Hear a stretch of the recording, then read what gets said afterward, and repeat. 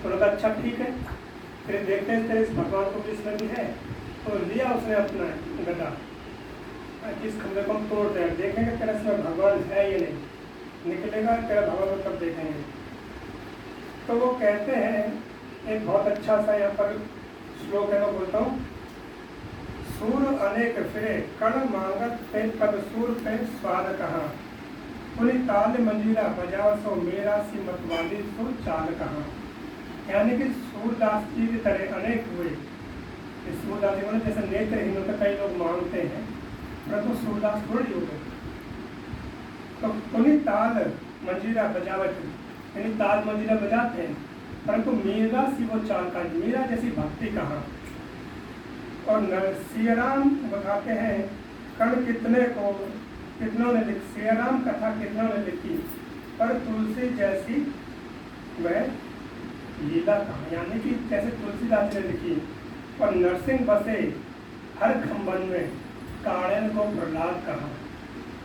तो वो कह रहे हैं कि नरसिंह तो हर कण में है, लेकिन उनको निकालने वाले प्रहलाद जैसे कहा। क्या भगवान इस खंबे में नहीं है भगवान, लेकिन हमारे जैसा वो भाव है ही नहीं उस तरह का।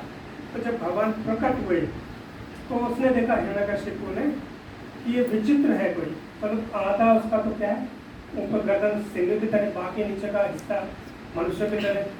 अब बहुत समय युद्ध हुआ उनका, फिर भगवान ने उसको जब उसका हाथ पकड़ा तो उसने कहा कि मैं अमर हूँ, मुझे कोई नहीं मार सकता। ब्रह्मा जी से क्या वरदान दिया उसने कि मुझे अमर कर दो। ब्रह्मा जी ने कहा अमर तो मैं भी नहीं हूँ। तो उसने सोचा कि फिर मैं कुछ दूसरे ढंग से मांगूँ, तो कि ऐसा कि मैं दिन में नहीं मरूँ, मैं रात में नहीं मरूँ, ठीक है, मैं अंदर नहीं मरूँ, बाहर नहीं मरूँ, और जो आपने जीव जंतु बनाए उनसे नहीं मरूँ, अस्त्र से न मरूँ, शस्त्र से न मरूँ, न जीवित वस्तु से मरूँ, न मृत वस्तु से मरूँ, और 12 महीने इनमें से किसी में न मरूँ। तो सोचा कि मैं अमर हो गया, भाई 12 महीने तो है। तो फिर क्या हुआ, भगवान ने उसके लिए अलग से जिसे मलमास कहते हैं, अधिक मास। और फिर भगवान ने कहा कि देख मैं तुझे मारने जा रहा हूँ। उसने कहा बोला है ना कि क्या बोला था तेरे से ब्रह्मा जी ने कि तू अंदर नहीं मरेगा, बाहर में तुझे दहलीज पर मार रहा हूँ। और ये सुबह में नहीं है, रात्रि ये संध्या समय है, और 12 महीने में नहीं है, अधिक मास है। और जो ये क्या है, नाखून, ये अस्त्र भी नहीं है, शस्त्र भी नहीं है, और ये जीवित भी नहीं है, मृत भी नहीं है। क्योंकि नाखून को आप देखें काटे तो आपको दर्द नहीं होता, लेकिन 2-4 दिन फिर बढ़ते हैं। तो भगवान ने फिर उसका क्या किया, पूरा पेट फाड़ा और फिर उसको मार दिया भगवान ने।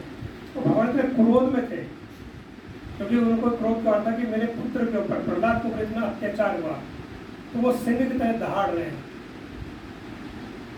भगवान क्या कहा था कि 84 लाख जो है उसमें मैं नहीं आता, और मैं मनुष्य भी नहीं हूँ।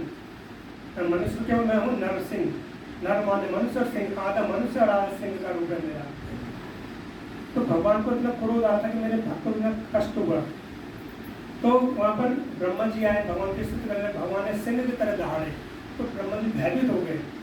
फिर लक्ष्मी जी को भेजा कि जाओ समझाओ उनको, पति को अपने, इतने क्रोधित हो रहे हैं, पूरे ब्रह्मांड का नाश करेंगे क्या।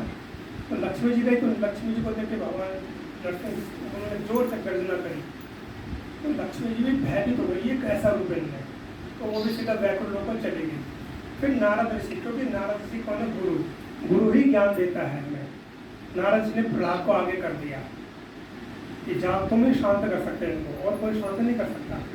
तो जब नारद ऋषि ने भेजा और प्रहलाद को देखा भगवान ने, तो भगवान के नेत्रों से अश्रु टपकने लगे, और उन्हें उठाया और क्या क्या उठा करके अपने जीवासन को चाटने लगे। क्योंकि अगर आप देखें जैसे गाय है, भैंस है, अपने बच्चों को कैसे प्रेम करते हैं, जीवा से। तो क्या है कि भगवान ने दिखा रहे तो नरसिंह के रूप में, सिंह के रूप में, तो ऐसे नहीं कि बैठा करके नहीं प्यार कर रहे, जीव से उनके पूरे शरीर को चाटा उन्होंने, और रो रहे थे हे मेरे पुत्र मुझे क्षमा कर देने, मैं बहुत देर से आया, तुम्हारे इतना कष्ट आया। फिर प्रहलाद महाराज को उन्होंने वहाँ का राजा बन गया। ये 7वें स्कंद थे।